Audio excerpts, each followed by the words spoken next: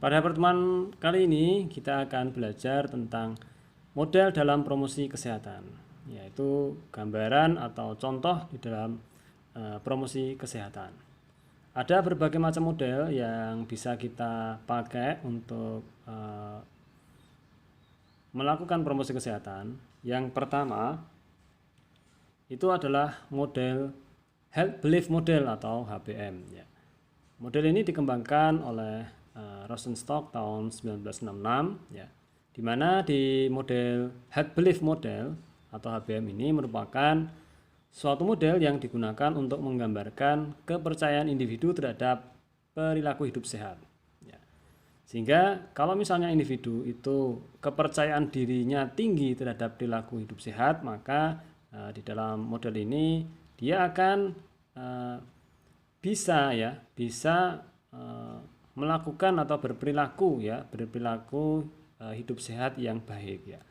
Jadi semakin tinggi kepercayaan individu terhadap perilaku sehat, tentu dia akan bisa menerapkan perilaku sehat itu, sehingga tercapai derajat kesehatan yang baik. Di dalam model ini ada 5 variabel yang terkait. Yang pertama tentang kerentanan yang dirasakan. Artinya apa? Di dalam kerentanan ini menunjukkan bahwa apabila individu yang memang dia itu ada rentan atau ada resiko untuk terjadinya gangguan kesehatan, maka individu itu akan cenderung berperilaku untuk meningkatkan derajat kesehatannya, sehingga dia akan berusaha supaya risiko atau kerentanan yang dirasakannya itu tidak sampai menjadi penyakit yang memang mengganggu dari hidupnya. Itu kerentanan yang dirasakan. Kemudian yang kedua, keparahan yang dirasakan. Keparahan yang dirasakan ini terkait dengan kondisi kesehatan dari seseorang. Apabila individu itu di dalam dirinya itu merasakan sebuah sakit yang dia itu akan tambah lama tambah parah, dia tentunya akan berusaha meningkatkan perilaku sehatnya. Dia akan berusaha melakukan saran-saran dari petugas kesehatan atau tim kesehatan untuk supaya sakitnya itu tidak menjadi parah. Ini. Jadi dia percaya bahwa dia akan dengan melakukan atau dengan berperilaku sehat, maka keparahan yang dirasakan penyakitnya itu tidak menjadi lebih parah lagi. Berikutnya isyarat untuk melakukan tindakan. Isyarat untuk melakukan tindakan ini misalnya individu itu melakukan perilaku sehat itu ada karena adanya isyarat. Isyarat itu contohnya misalnya di sekitarnya itu banyak terjadi gangguan kesehatan atau penyakit yang ada di sekitarnya. Kemudian individu itu merasakan, wah ini di sekitar saya ini ada masalah kesehatan yang saya yang ada di sini, saya berusaha untuk supaya tidak terkena. Karena ini menjadi syarat bahwa dia harus berperilaku sehat, berperilaku supaya tidak terkena masalah kesehatan. Kemudian yang keempat, manfaat yang dirasakan. Manfaat yang dirasakan ini menunjukkan bahwa apabila individu tahu akan manfaat perilaku sehat, maka dia akan melakukan perilaku itu. Dia percaya kalau perilaku yang dilakukan itu mendatangkan manfaat, maka dia akan lakukan. Tapi kalau misalnya di dalam kehidupannya itu dia tidak mempercayai perilaku itu tidak bermanfaat, maka dia akan tidak lakukan. Nah, ini tergantung tingkat kepercayaannya. Kalau misalnya dia percaya sebuah perilaku kesehatan yang dia lakukan akan mendorong hidup sehat, maka dia akan melakukannya. Itu manfaat yang dirasakan. Kemudian hambatan yang dirasakan ya. Misalnya di dalam perilaku atau kehidupan sehari-harinya, individu itu merasa terhambat ya, merasa terhambat untuk mencapai derajat kesehatan yang baik ya. Misalnya dia di dalam pemenuhan kebutuhan hidupnya, kebutuhan gizinya, dia merasa terhambat untuk memenuhi kebutuhannya, maka dia akan berusaha ya mencari perilaku-perilaku sehat yang itu akan bermanfaat untuk mengatasi hambatan ya, mengatasi hambatan. Misalnya ya dia mencari bantuan kepada pihak-pihak pemerintah, mencari bantuan-bantuan untuk meningkatkan derajat kesehatannya berupa pemenuhan gizi. Nah, itu adalah 5 variabel di dalam head belief model. Ini adalah contoh gambar dari bagan model HBM yang bisa kita pelajari bahwa di dalam HBM itu ada berbagai macam variabel ya. Ini beberapa contoh yang 5 tadi ini, dan ini adalah hasil yang diharapkan. Maka hasil yang diharapkan ini nanti akan menuju ke satu tujuan. Juga hubungan dari 5 variabel tadi itu dia akan menuju ke satu tujuan, yaitu self efficacy, artinya adalah kepercayaan diri.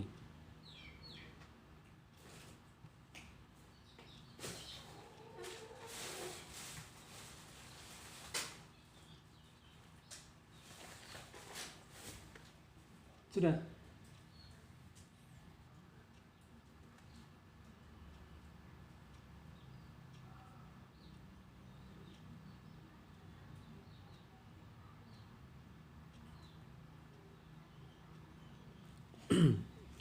Ya, sehingga di dalam model ini memang ada keterkaitan antara variabel-variabel tadi.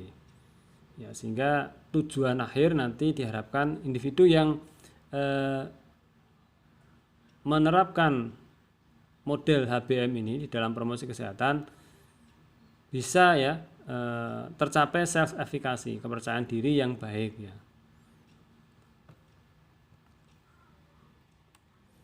Kemudian yang kedua adalah model transteoretik ya. Model ini dikembangkan oleh Prochaska dan Digemente. Merupakan model yang memiliki nilai dalam memfasilitasi dan mengakselerasi perubahan perilaku yang berkaitan dengan kesehatan, baik untuk perilaku adiktif maupun non-adiktif. Ya, di dalam model ini akan difasilitasi dalam perubahan perilaku. Atau di dalam model ini berkaitan dengan akselerasi perubahan perilaku ya. Akselerasi perubahan perilaku itu artinya apa? Tahap-tahap di dalam perubahan perilaku ya. Baik itu perilaku yang berubah berdasarkan adiktif itu tambahan, maupun non-adiktif tidak tambahan. Artinya adiktif itu muncul dari pengaruh-pengaruh dari luar diri, dan non-adiktif itu adalah perilaku-perilaku yang memang muncul dari dalam diri sendiri.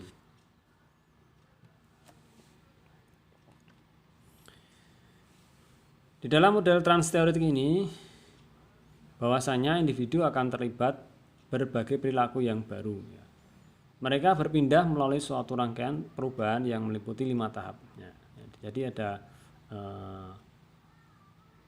tahap-tahap yang dilalui di dalam perubahan perilaku di model ini. Tahap-tahap yang ada itu antara lain, yang pertama itu adalah pre-contemplation. Pada tahap ini orang itu di dalam tindakan mau berubah atau mau melakukan perubahan perilaku, itu orang ini masih tidak berminat atau belum mengambil tindakan di masa datang ya. Jadi ini masih sekedar info-info yang baru didengar, didengar, dan dia masih cuma dengar aja gitu ya. Misalnya di dalam tahap prekontemplasi ini orang, misalnya saya ambil contoh, mau berhenti merokok ya misalnya ya. Dia ini masih mendengar bahwa kalau merokok itu bisa menyebabkan penyakit, salah satunya kanker ya. Dia masih mendengar, dia belum ada niat ya, masih mendengar saja. Banyak karena misalnya dia di sekitarnya itu banyak informasi-informasi kesehatan terkait dengan bahaya merokok ya. Jadi dia masih mendengar saja sepintas ya. Terus selama kurang lebih 6 bulan ya. Jadi beberapa bulan dia banyak mendengar hal itu ya. Prekontemplasi ya. Jadi sehingga di pikirannya itu memang banyak yang memberikan informasi-informasi seperti itu. Kemudian masuk, kalau sudah mengarah ke waktunya 6 bulan lebih, masuk ke tahap kontemplasi ya. Kontemplasi ini orang yang berniat mengambil tindakan untuk perubahan dalam 6 bulan mendatang. Nah, dia mulai berniat ya. Dia mulai memikir informasi-informasi yang dia dapatkan dari luar tadi itu. Misalnya tadi itu, merokok ini bisa menyebabkan beberapa penyakit, salah satunya kanker ya. Dia mulai memikirkan itu ya. Memikirkan, dan dia mau ada niat ya. Niat, kalau saya merokok terus ini ya saya bisa terkena penyakit ini ya. Nah, dia mulai ada niat itu ya. Itu kontemplasi ya. Yang ketiga itu persiapan. Persiapan ini orang yang berniat tadi, dia yang sudah muncul niat tadi itu akan mengambil tindakan dalam waktu dekat. Dia mulai ancang-ancang, saya coba misalnya kalau sehari kan biasanya saya 1 bungkus ya. Tapi ini saya cobalah, karena rokok itu juga sekarang mahal juga ya kan. Ya, saya coba sehari saya 3 rokok dulu, 3 batang rokok dulu.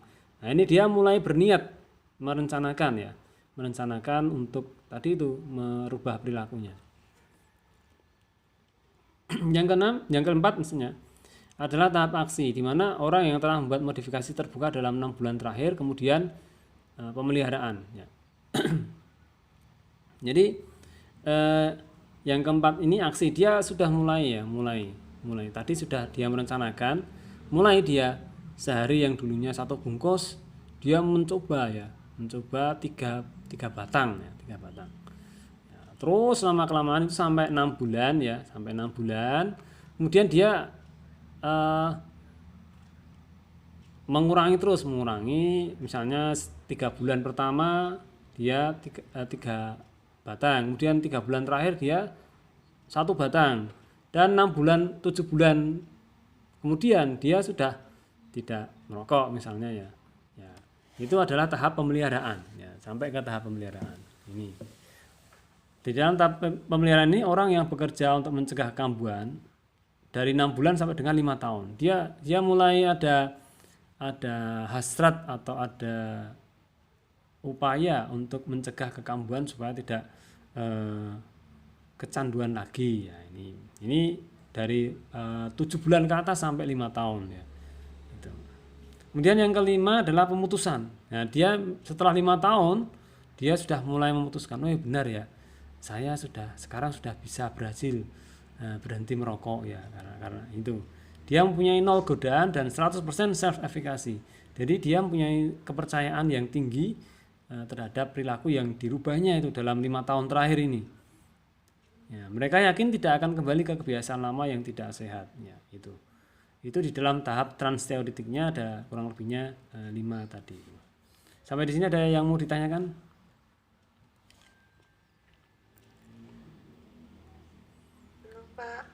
Kalau belum, lanjutnya ini adalah gambar dari model transteoretik tadi. Di dalam model ini ya tadi digambarkan ada tahap-tahap ya. Yang pertama itu prekontemplasi. Jadi promosi kesehatan menggunakan model ini perlahan-lahan ya. Tidak langsung kamu harus berhenti merokok. Tidak itu ya. Ini di dalam melakukan promosi dengan model ini ini ada tahap-tahapnya ya. Ya. Ini pertama di dalam promosi kesehatan itu perlu prekontemplasi. Jadi ya informasi-informasi dulu yang disampaikan. Tapi terus dilakukan ya, Kemudian masuk ke tahap kontemplasi, kemudian determinasi, kemudian aksi, kemudian maintenance. Maintenance ini ya artinya pemutusan dari dianya bahwa saya sudah memang self efikasinya 100%, percaya diri bahwa dia memang yakin sudah berhenti merokok ini permanen exit ya. Nah, nanti akan hasilnya efikasi 100%. Kalau misalnya dia nggak berhasil di sini, dia akan relapse ya, ke kambuh lagi. Dia akan berulang lagi. Nah, kemudian dia kalau misalnya kambuh lagi, ya ini mulai lagi dia tahap. Kalau misalnya mau berubah perilaku, mulai lagi tahap ini, prekontemplasi, kontemplasi sampai maintenance sampai terakhir ini. Itu seperti itu kurang lebihnya. Yang ketiga, model komunikasi persuasi. Ya, model ini menurut teori disebutkan dari Karl Hofland merupakan model yang mengikuti proses komunikasi persuasif ya, menggambarkan alur kerja pesan persuasif dikirim dari komunikator hingga diterima dan diolah oleh komunikan. Ya. Karena promosi kesehatan itu adalah penyampaian pesan, penyampaian informasi kesehatan, maka di dalam tindakannya itu butuh komunikasi. Komunikasi dari mana? Dari komunikator ke komunikan. Ya. Sehingga di dalam model ini ya, oleh yang menemukan model ini itu digambarkan promosi kesehatan itu melalui berbagai macam tahap komunikasi, mulai dari penyampaian pesan ya, tahap komunikator ya, hingga komunikannya itu harus ada ya. Tanpa ada unsur-unsur itu, komunikasi atau promosi kesehatan tidak bisa berjalan. Tahap-tahapnya atau prosesnya terdiri dari ini ya, ada 5 tahap ya, proses dari model komunikasi persuasif. Yang pertama harus ada komunikatornya. Jadi di dalam promosi kesehatan itu harus ada yang menyampaikan materi ya, yang menyampaikan promosi kesehatan, atau harus ada orangnya, misalnya orang yang memberikan penyuluhan kesehatan itu harus ada ya. Atau kalau misalnya nggak ada orang ya berupa rekaman dari orangnya. Kalau misalnya pas waktu misalnya penyuluhan online ya bisa rekaman ya, diputarkan rekaman, dan di rekaman itu ya ada orang yang menyampaikan, itu komunikator. Yang kedua, promosi kesehatan menurut model ini harus ada pesannya. Harus ada informasi yang disampaikan. Informasi apa? Informasi berupa kesehatan atau materi kesehatan yang sesuai dengan sasarannya. Ya. Ini pesannya harus ada. Jadi orang yang membuat promosi kesehatan itu harus membuat materi atau membuat pesan yang mudah disampaikan dan mudah diterima oleh sasaran. Ya. Itu pesannya harus ada. Yang ketiga, channel. Channel juga harus ada. Channel itu alat atau tempat dipakai penyampaian pesan ya. Misalnya ya, di dalam penyampaian penyuluhan kesehatan itu harus ada channelnya atau alatnya, ada tempatnya, ada bahan pendukungnya, itu channelnya. Atau kalau di promosi kesehatan secara online itu bisa di share melalui channel YouTube, bisa di-share melalui channel ya TV atau Telegram dan sebagainya ya. Jadi itu channel harus ada. Sehingga di dalam model ini keberadaan channel ini penting sekali. Kemudian yang keempat, komunikan. Komunikan itu adalah sasaran yang menerima pesan ya. Itu adalah komunikan. Ini juga harus ada. Kalau misalnya ada komunikator, pesan, channel, tapi yang menerima nggak ada, berarti kita penyuluhan promkes kepada ya hampa ya, kepada ya misalnya pada ya benda-benda tak hidup gitu ya. Komunikan ini harus berupa orang yang memang akan dimotivasi untuk berubah perilaku ya, Sehingga yang kelima itu adalah perubahan sikap dan perilaku. Ini hasil akhir yang diharapkan di dalam promosi kesehatan kepada sasaran ya. Jadi sasaran itu setelah disampaikan informasi kesehatan diharapkan berubah perilakunya dari yang tidak sehat menjadi yang lebih sehat ya. Ya, tapi ini butuh proses tadi ya, seperti yang tahap sebelumnya kan butuh waktu ya, tidak langsung bisa jadi ya. Pertama ada prekontemplasi ya dan sebagainya sampai nanti maintenance itu ya, pengambilan keputusannya ya. Tapi tetap ini dilakukan ya. Ya, tanpa promosi kesehatan nanti informasi-informasi kesehatan tidak tersampaikan kepada sasarannya. Maka di dalam mensosialisasikan itu perlu adanya promosi kesehatan gitu ya. Ini gambarnya di dalam proses model komunikasi persuasif. Ini pertama itu ada komunikatornya, kemudian memberikan pesan sesuai dengan materi kesehatannya, kemudian melalui channel bisa online maupun offline, kemudian disampaikan kepada komunikan dan diharapkan komunikan nanti terjadi perubahan sikap dan perilaku. Itu kurang lebihnya dari proses komunikasi persuasif menurut model komunikasi persuasif ini. Yang keempat, teori kehendak perilaku. Teori kehendak perilaku ini menurut teori dikemukakan oleh Ashden and Brisbane tahun 1960-an.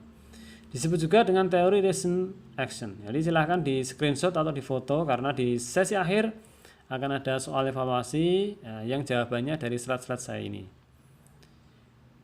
Kemudian model ini menjelaskan bahwa perilaku dipengaruhi oleh kehendak atau niat dalam bentuk perilaku, yang mana kehendak tersebut adalah suatu fungsi sikap pada perilaku dan norma subjektif ya. Jadi dalam teori ini ya, kita melakukan promosi kesehatan itu tujuan yang akan kita capai berupa perubahan perilaku itu berdasarkan niat dari sasarannya.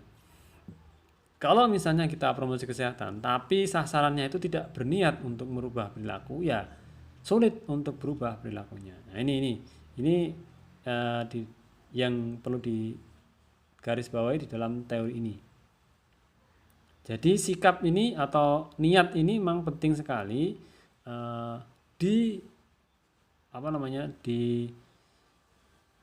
diwujudkan di dalam mengikuti promosi kesehatan. Nah, ini sifatnya subjektif ya, tiap orang berbeda. Tidak, ini sifatnya abstrak ya, niat ini abstrak, nggak kelihatan ya.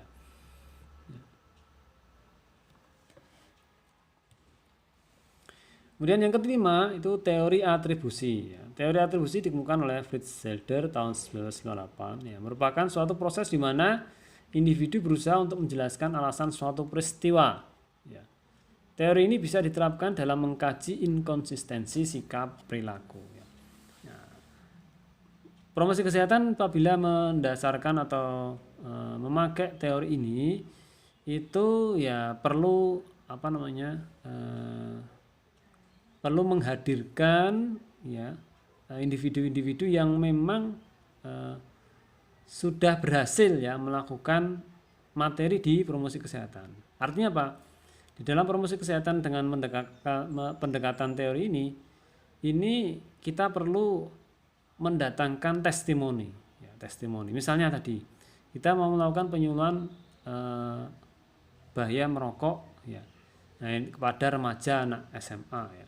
Nah, ini kita bisa memberikan materi plus mendatangkan remaja yang memang dia berhasil berhenti merokok. Dari semula misalnya dia merokok sejak SMP dia sudah merokok kelas 3 SMP, dia merokok sampai misalnya kelas 3 SMA ya. 3 SMA dia bisa berhenti kelas 3 SMA. Nah, ini bisa kita datangkan sebagai testimoni terkait dengan proses di mana individu itu berusaha menjelaskan alasan suatu peristiwa, alasan dia kok bisa dia berhenti merokok. Ya, ini alasannya apa ini? Alasannya apa? Awal mulanya seperti apa? Pertama, awal mulanya dia kenal merokok. Awal mulanya apa? Apakah dia ajak teman ataukah gengsi karena laki-laki harus merokok ya? Atau bagaimana? Jadi dia berusaha menjelaskan alasan perilaku suatu peristiwa ya. Nah, ini sehingga kalau kita promosi kesehatan dengan menghadirkan testimoni ini nanti akan lebih mudah diterima oleh sasarannya yang sama-sama tadi ya, sasarannya sama-sama remaja SMA tadi. Sehingga dia menjelaskan mulai dari awal sampai dia itu bisa berhenti merokok gini. Ya, nanti sasarannya bisa mengambil cara yang dilakukan oleh testimoni tadi itu.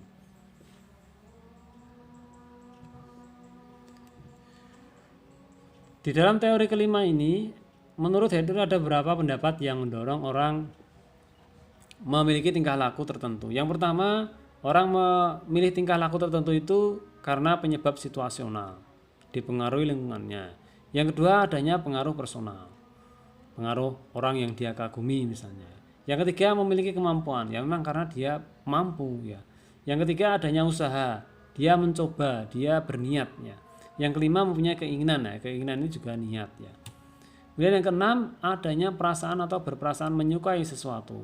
Nah, kemudian yang kelima, rasa memiliki itu ya dia pengen memiliki tubuh yang sehat ya, akhirnya dia berperilaku sehat.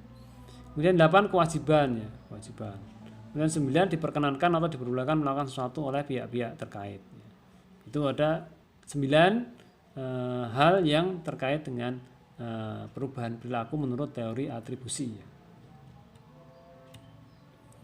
Baik, itu saja yang bisa saya sampaikan, singkat ya, materinya singkat sekali ya. Nah, ada yang mau ditanyakan?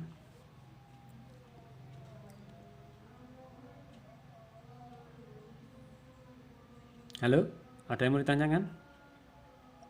Mungkin belum, Pak. Belum. Kalau belum ya, kalau nggak ada yang tanya, saya sekarang yang bertanya, gitu ya. Jadi saya bertanya lewat soal evaluasi. Ya. Soal evaluasi ini ada 3 ya. Jadi nanti silakan difoto ya, Nah, kalau sudah difoto nanti dikerjakan, tulis tangan, kemudian diupload di kampus sebagai bukti hadir. Ya, jadi yang pertama soalnya adalah bagaimana pengertian head belief model HBM. Tadi sudah saya sampaikan HBM itu apa. Nah, nanti bisa lihat di slide saya. Dan yang kedua, tuliskan 5 tahap dalam model transteoretik ya. Jadi tadi ada tahap-tahap di dalam model transteoretik toh, sudah saya jelaskan. Nah, nanti tuliskan 5 tahapnya.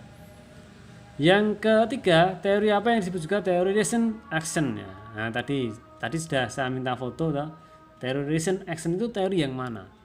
Baik, soalnya gampang-gampang ya. Ya, jadi silahkan dikerjakan, tulis nama, NIM, tanggal pengerjaan, mata kuliah, nama dosen, kemudian diupload PDF ke e-kampus sesuai dengan waktu yang ditentukan. Ini waktunya nanti sampai jam 2 siang. Ya. Bertanya Pak, nanti tugasnya ditulis apa bagi ketiga Pak? Ya, tadi saya sudah bilang, tugasnya tulis tangan yang rapi yang bisa dibaca, kemudian di PDF-kan. Tidak boleh diketik ya, ditulis tangan saja. Baik Pak. Ada lagi yang mau ditanyakan? Batas uploadnya jam 2 siang. Kalau tidak upload berarti tidak hadir. Saya ngecek kehadiran di e-kampus. Ya, ada lagi yang mau ditanyakan?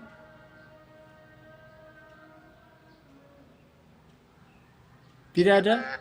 Baik, kalau tidak ada, untuk materi kuliah pertama promosi kesehatan saya cukupkan sekian. Terima kasih atas perhatian dan kerjasamanya. Mohon maaf bila ada kesalahan. Selamat mengerjakan tugas, selamat mengupload. Wassalamualaikum warahmatullahi wabarakatuh.